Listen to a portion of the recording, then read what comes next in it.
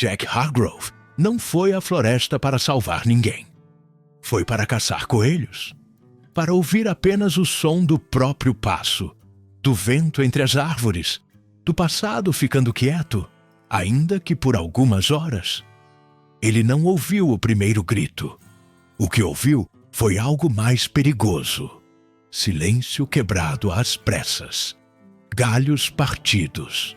Respiração descompassada de alguém que não corre por medo comum, mas por sobrevivência. Quando Jack viu a mulher surgir entre as árvores, coberta de poeira, olhos alertas como os de um animal encurralado, entendeu tarde demais que aquela floresta já não era neutra. Atrás dela vinham homens armados.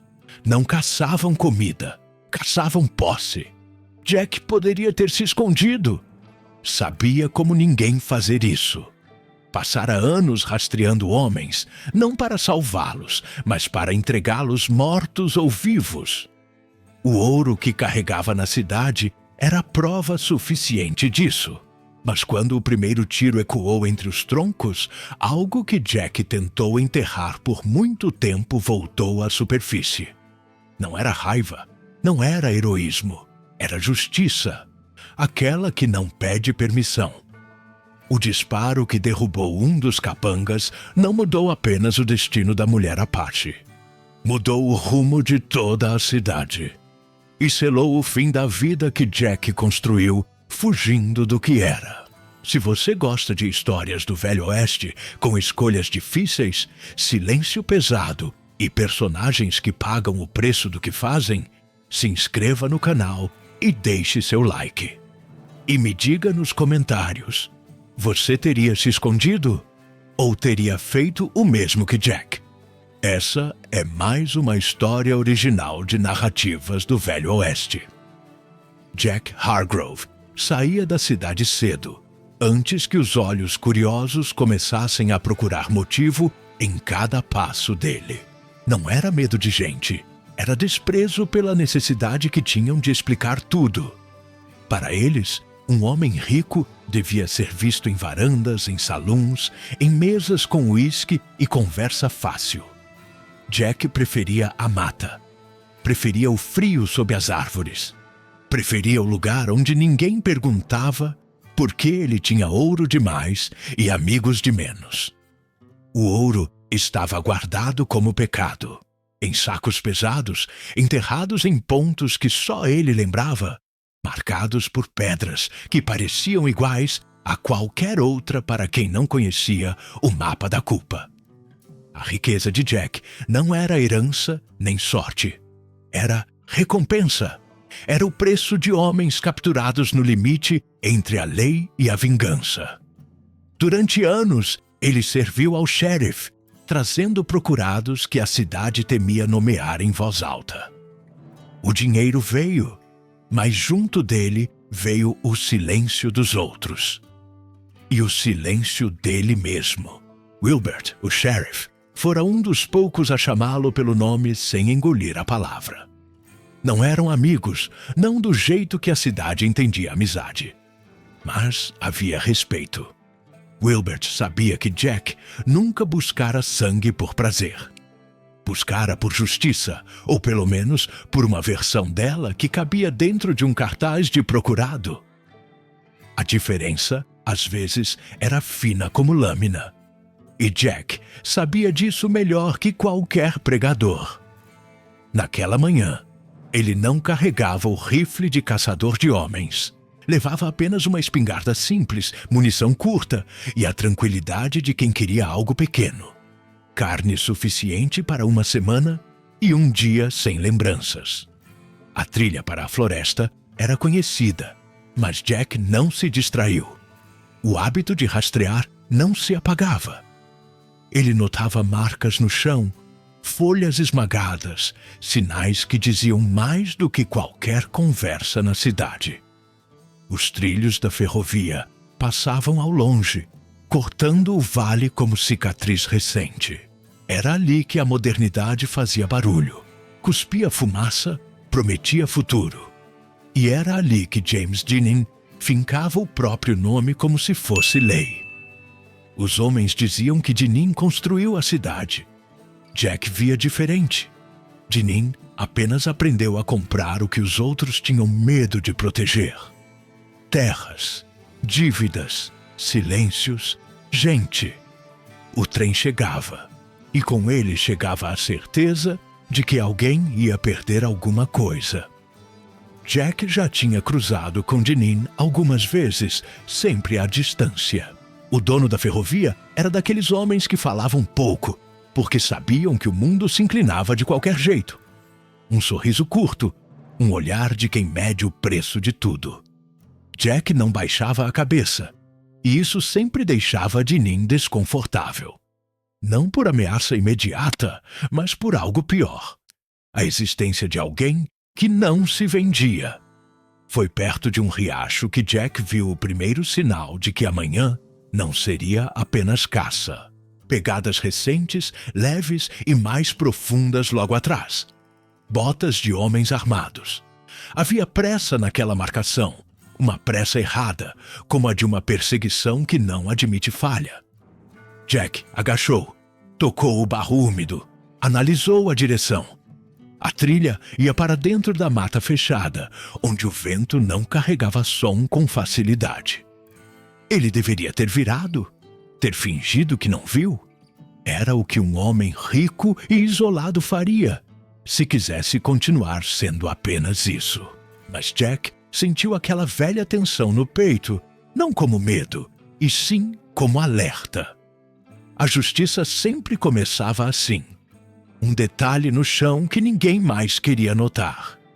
O primeiro tiro estourou longe, seco, e logo depois veio o segundo, mais próximo, atravessando o silêncio da floresta como se estivesse rasgando um pano velho. Jack não correu de imediato. Ele ouviu. Esperou a pausa entre os sons. Mediu a distância. Escolheu o ângulo. Quando se moveu, fez como sempre fizera. Sem pressa visível, sem barulho desnecessário, como se o mundo não pudesse obrigá-lo a correr. Então, ela surgiu entre as árvores. O Yara apareceu como sombra que ganha forma. Roupas sujas de terra, cabelos soltos, a pele marcada pelo cansaço. Os olhos não pediam ajuda. Os olhos avisavam: ou você me deixa passar, ou vai morrer comigo. Ela tropeçou, segurou o lado do corpo como quem esconde dor, mas não caiu. Quando viu Jack, parou por meio segundo. O suficiente para reconhecer que ele era um homem armado? O suficiente para decidir se era pior confiar nele ou nos que vinham atrás. Os homens surgiram logo depois, 4 deles espalhados em leque, armas na mão, rosto duro. Um deles, Dwayne Crisp, avançava na frente com a expressão de quem não caça para sobreviver, mas para possuir. Ele olhou para o Yara como se ela fosse um objeto que havia sido roubado. Depois, olhou para Jack com o desprezo de quem acha que a floresta também tem dono. "Sai do caminho", Dwayne disse. A voz dele não era ameaça, era ordem. Jack não respondeu de imediato. Olhou para o Yara, viu o medo controlado, a desconfiança, a exaustão que não virava fraqueza. Depois, voltou os olhos para o capanga. Em outra vida, Jack teria perguntado por mandato. Em outra, teria negociado. Mas a forma como aqueles homens seguravam as armas e a forma como o Yara respirava já eram prova suficiente. "Ela não vai com vocês", Jack disse, finalmente. Foi simples, direto. E naquele instante, Jack Hargrove entendeu. Não era mais caçada de coelhos, era caçada de homens, e ele, outra vez, estava no meio. O silêncio depois da ordem de Dwayne Crisp durou menos do que um suspiro. Foi o tipo de pausa que antecede decisões que ninguém consegue desfazer. Jack não levantou a arma de imediato. Deixou que o tempo escorresse entre os dedos, como fazia quando queria que o outro cometesse o primeiro erro. Os homens estavam nervosos. Dava para sentir pelo jeito como apertavam os cabos das armas. pelos olhos que varriam a mata sem encontrar ameaça visível. O Yara permanecia imóvel ao lado de Jack, o corpo tenso, preparada para correr ou cair. Quando o vento mudou e trouxe o cheiro de pólvora antiga, Jack soube. Eles já tinham atirado antes naquela manhã e voltariam a atirar. Duane foi o primeiro a avançar, quebrando a formação. Não era coragem, era arrogância. Ele acreditava que o nome de James Dineen caminhava à frente dele, abrindo portas e fechando bocas. "Última chance!" disse, apontando a arma. Jack deu um passo de lado, quase imperceptível, posicionando-se de modo que o Yara ficasse atrás do tronco grosso. A floresta não era campo aberto, era labirinto, e Jack conhecia cada curva invisível. O segundo capanga tentou flanquear pela direita. Jack ouviu o estalo da folha seca antes de vê-lo. O primeiro tiro não foi para matar, foi para avisar. O estampido ecoou curto, seco. O homem à direita caiu com um grito abafado, a arma escapando da mão. O caos se instalou. Os outros dois dispararam às cegas, balas mordendo a casca das árvores. Jack se moveu baixo, aproveitando o relevo, contando passos, memorizando ângulos. Não havia pressa. Pressa era erro. Duane avançou mais 1 metro, o rosto vermelho de fúria, gritando ordens que ninguém obedecia direito. Foi então que Jack levantou a espingarda pela segunda vez. O tiro encontrou Duane no peito. Sem discurso, sem aviso. Duane Crisp caiu como caem os homens que acreditam ser intocáveis. Rápido demais para entender. O silêncio voltou pesado, quase ofensivo. Os 2 capangas restantes congelaram, olhando o corpo no chão, como se ele ainda pudesse se levantar e resolver tudo. Jack não se aproximou. Não precisava. A mensagem estava dada. "Levem ele", disse, apontando com a arma para a trilha. "E digam ao seu patrão que acabou." Um deles quis responder, mas o outro puxou-o pelo braço. O medo, enfim, tinha vencido a ordem. Arrastaram o corpo de Duane para longe, tropeçando, quebrando galhos, deixando um rastro que qualquer criança conseguiria seguir.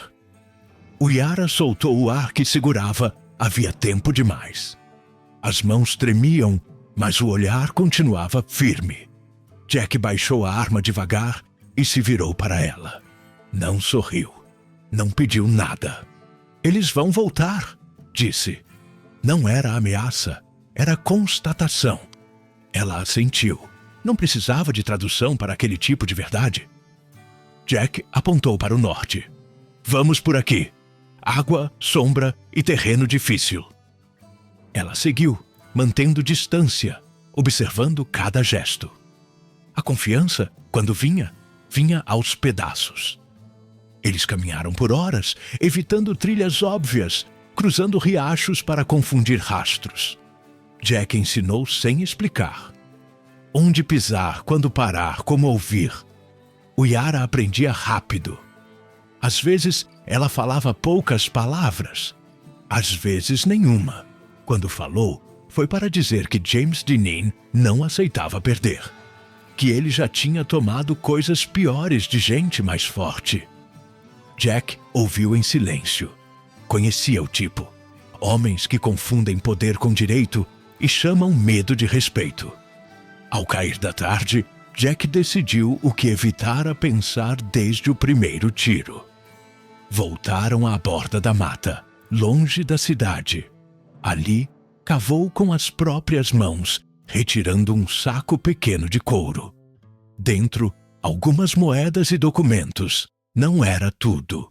Era o suficiente para um começo. Ele enterrou o resto mais fundo, sem marca. O Yara observava, sem entender o gesto por completo. "Isso era quem eu era", disse Jack, cobrindo o buraco. "Não é quem vou ser?" Ela não respondeu.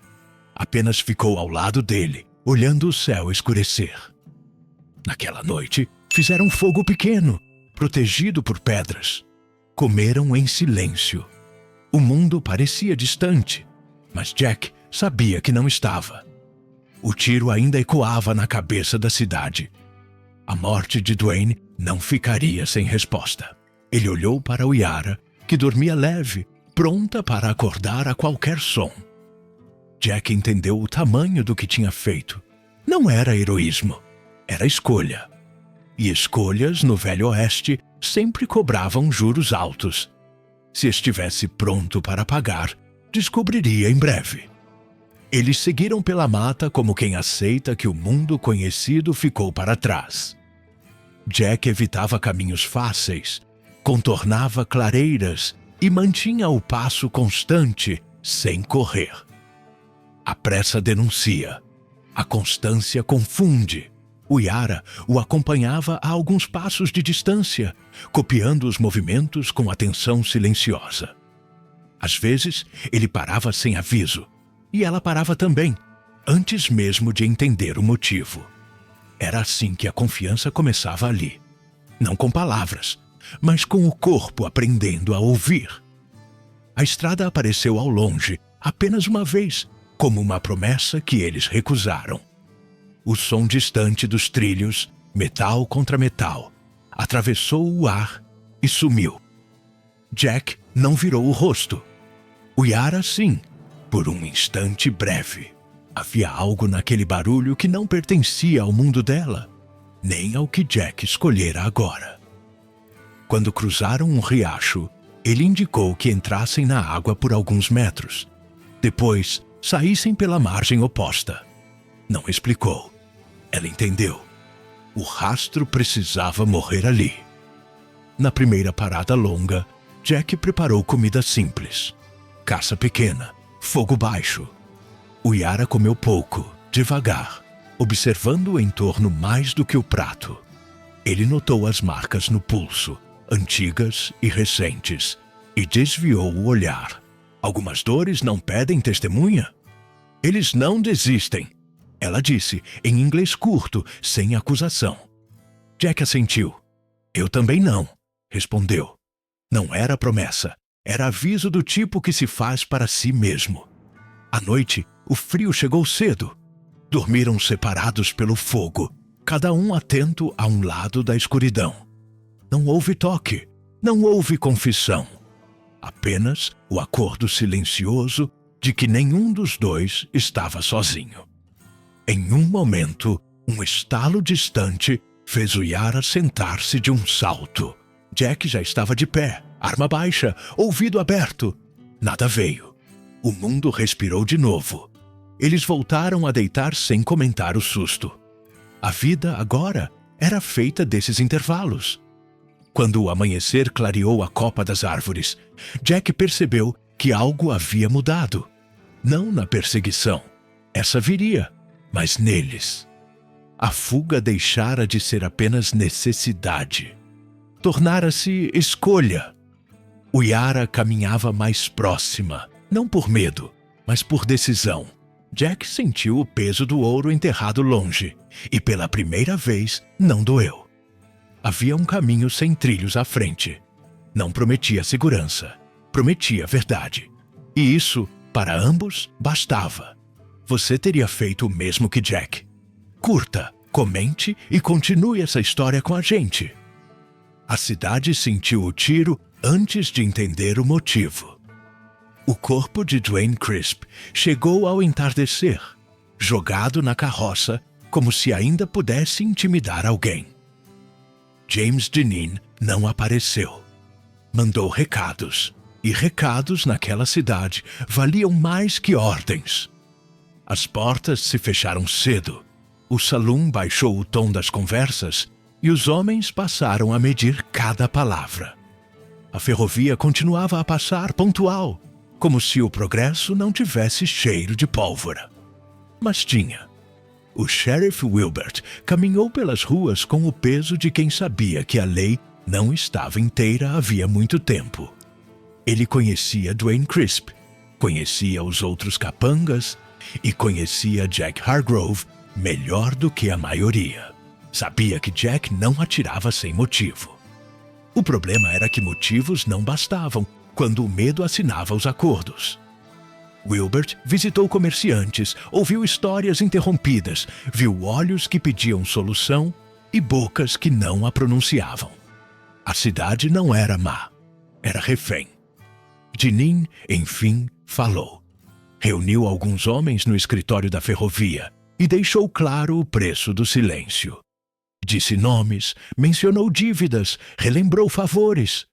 Prometeu progresso, prometeu proteção.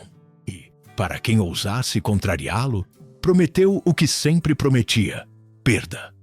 As pessoas assentiram porque sabiam o custo de dizer não. A ferrovia não levava apenas mercadorias. Levava esperança para uns e ruína para outros. E Jeanine sabia usar as duas. Wilbert foi ao limite da própria autoridade. Chamou Jack de volta em voz alta, como se ainda houvesse retorno. Não havia. Mesmo assim, algo começava a rachar. Uma mulher falou no mercado, baixo demais para virar discurso, alto demais para virar segredo. Um homem lembrou um terreno tomado sem contrato. Outro citou uma dívida que nunca existiu. Não era revolta, era memória. E memória, quando encontra companhia, deixa de ser peso individual. Na borda da cidade, enquanto isso, Jack e o Yara observavam a distância. Não para intervir, não mais, mas para entender. Jack sabia que o confronto direto ali custaria vidas que não eram deles. O Yara reconhecia o cheiro de um poder que apodrece por dentro. Quando decidiram partir naquela noite, não foi fuga. Foi recuo estratégico. A cidade precisava escolher sozinha. E pela primeira vez, parecia capaz de fazê-lo. Jeanine ainda mandava, mas já não era absoluto. E isso, no Velho Oeste, era o começo do fim. O cerco não se fechou de uma vez. Veio em ondas, como tudo que nasce do medo quando começa a perder força. Mensageiros percorreram trilhas. Homens armados vasculharam a mata sem conhecer seus sinais. E promessas vazias correram mais rápido que a verdade. Jack sentia a pressão como quem reconhece um velho inimigo. Não era a perseguição em si. Era a tentativa de trazê-lo de volta a um jogo que ele já não aceitava jogar. O Yara percebia o mesmo. O mundo dos trilhos queria alcançá-los. A mata respondia com silêncio. Na terceira noite, Jack levou o Yara até um desfiladeiro estreito onde o vento apagava rastros e confundia cheiros. Ali, ele parou. Não para descansar, mas para decidir. Tirou do alforje o saco de couro restante, pesado o suficiente para comprar anos de segurança. O Yara observou sem interferir. Jack abriu o saco, deixou o ouro escorrer pelas mãos, sentindo o peso que o acompanhara por tanto tempo.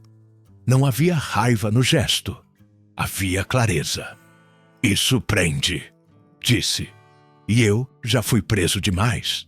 Ele enterrou o saco no fundo do desfiladeiro, sob pedras que não marcavam promessa alguma.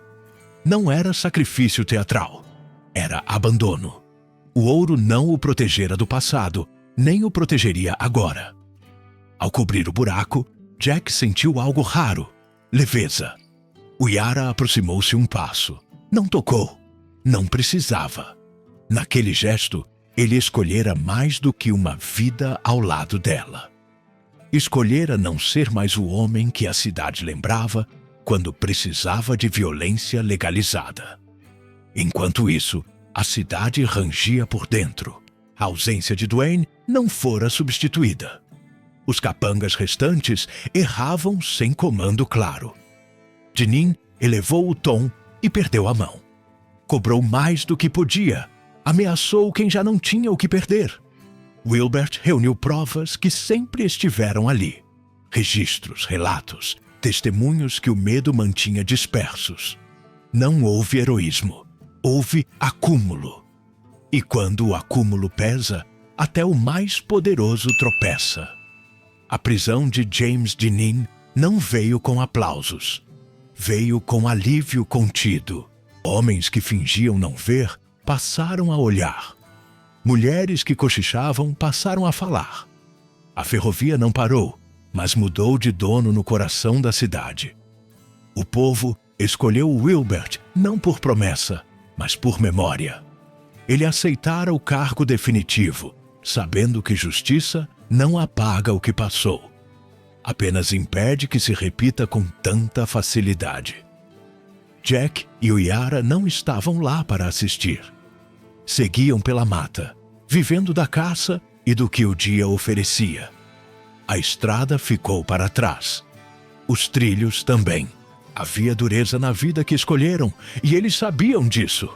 Mas havia algo que nenhuma cidade comprava: coerência. Jack sentiu que, ao largar o ouro, finalmente pagara a dívida mais antiga. O Yara caminhou ao lado dele, não como resgatada, mas como igual. O mundo não lhes devia nada. E pela primeira vez, isso era suficiente. Jack Hargrove e o Yara nunca retornaram para reivindicar vitória alguma. Não houve discurso, nem olhar para trás. O Velho Oeste não guardava espaço para finais celebrados, apenas para escolhas sustentadas no tempo.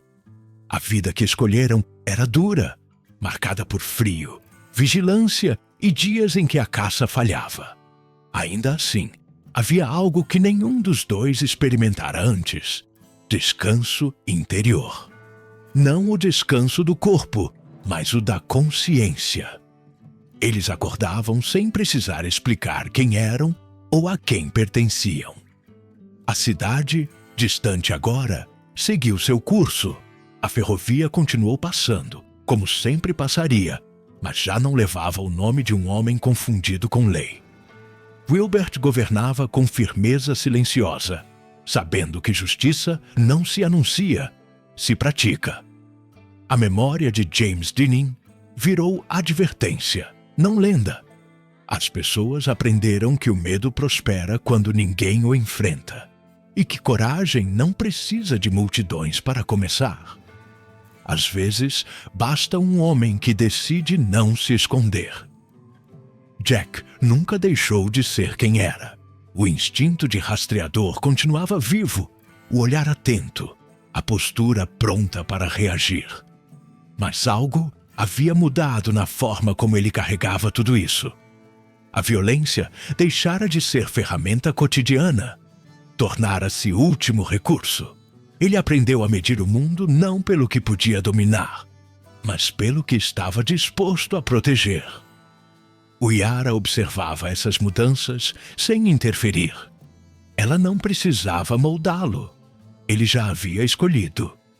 O Yara, por sua vez, não carregava mais apenas o peso do que lhe foi tirado. Caminhava com a dignidade de quem sobreviveu sem se perder. A mata não era refúgio, era território. Ela ensinou a Jack outras formas de ouvir o mundo, outros silêncios, outras leituras do céu e do vento. Entre eles não havia promessas ditas, mas acordos cumpridos. Amor ali não se expressava em palavras grandes. Expressava-se em vigílias compartilhadas, em passos ajustados ao mesmo ritmo. Às vezes à noite, Jack pensava no ouro enterrado, na vida que poderia ter mantido se tivesse escolhido diferente. Não com arrependimento, mas com distância. Ele entendeu que riqueza nunca foi aquilo que se guarda, mas aquilo que se abandona sem perder a si mesmo. O Yara, deitada ao lado do fogo, parecia saber disso desde sempre.